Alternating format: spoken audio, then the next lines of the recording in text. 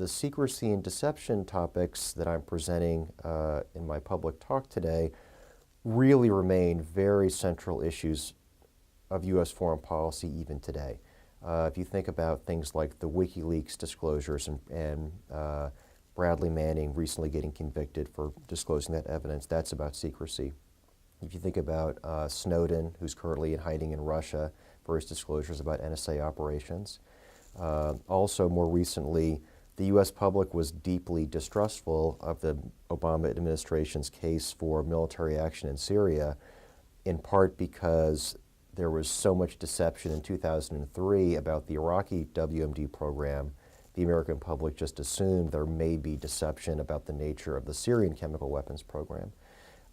So although today I'm presenting research about the Roosevelt administration, my belief is that this cluster of issues, secrecy, deception, U.S. foreign policy, and the initiation of war, remain critical for U.S. foreign policy going into the 21st century.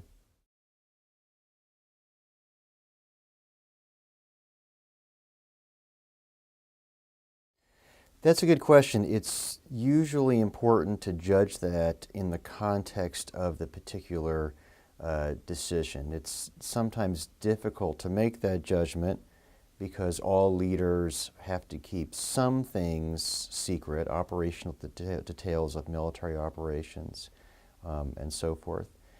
It's usually done in the context of historical debates which happen after the event. So, for example, people judge the Johnson administration's treatment of the Gulf of Tonkin incident as deceptive because some of the key elements about North Vietnamese activities were misrepresented.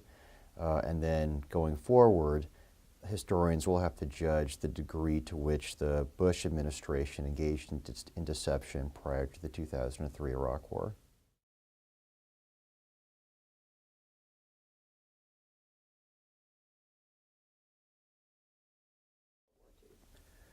Well, my research indicates that Roosevelt was very concerned about public support for a number of reasons. One was that he was dealing with a very serious isolationist threat, that there were powerful elements of Congress and American politicians and popular figures who were, stridently arguing for isolation. And he knew that if he moved too quickly, that if he gave the isolationists too much fuel, that this would undermine his ability to have the United States play a more internationally engaged role. So that was sort of his big picture. He also knew that the coming war would require very broad mobilization, and to do that, you'd have to have broad public support. So he did a number of things to engage in the public. This is a pre-television, pre-internet era. So his primary means of communicating directly with the public were his radio addresses, so-called fireside chats, where he would often be very open in his concern about the nature of the threat posed by Nazi Germany, this is before America entered the war, the peril that Britain faced, the importance that America aid Britain. And then he would also have news conferences and other ways of communicating his views about the nature of the threat, and also various bits of information about U.S. policy.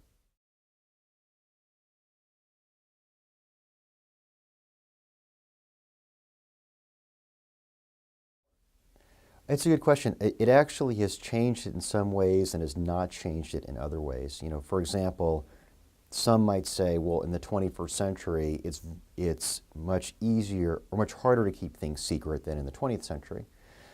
Because we didn't have, the internet, we didn't have blogs, we didn't have satellite coverage of events and so forth. However, in Roosevelt's case, it was very hard for him to keep secret a number of things that were very important to U.S. foreign policy. So, for example, the U.S. Navy was involved in escort operations of various degrees in the Atlantic Ocean in 1941 to help British convoys go back and forth between North America and Britain. And that was something where his ability to conceal what the Navy was doing was quite limited, because what was happening was the sailors from those Navy vessels were taking shore leave in East Coast cities and then talking to newspaper reporters. And then so a lot of the naval incidents that were happening in the Atlantic Ocean were actually appearing in East Coast newspapers without presidential intervention. Same thing happened in World War I, where there were a number of clashes between German submarines and U.S. vessels in the Atlantic Ocean. And the media coverage, the way that Woodrow Wilson learned about those incidents was from media coverage. So, I mean, those are some examples where the ability of the president to control the flow of information was actually, more limited in the 20th century than we might think.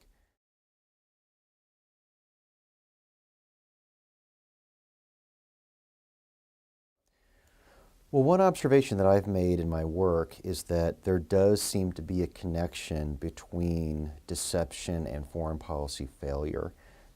Some of the events in American history that most people would regard as some of our more regrettable foreign policy errors, the decisions to engage in those activities were done in secret or through deception. And some of the examples include the 1961 Bay of Pigs invasion of Cuba, American entry into the Vietnam War, the Iran-Contra scandal in the mid-1980s, and the invasion of Iraq in 2003. That being said, it's inappropriate to make a blanket statement that secrecy is always affiliated with foreign policy failure. There are some important American foreign and military policy successes which could only have been successes because there was secrecy. The operational details of some military operations, such as the D-Day landing, the 1950 Incheon landing in South Korea, and the 2011 mission to attack Osama bin Laden's compound, are some examples.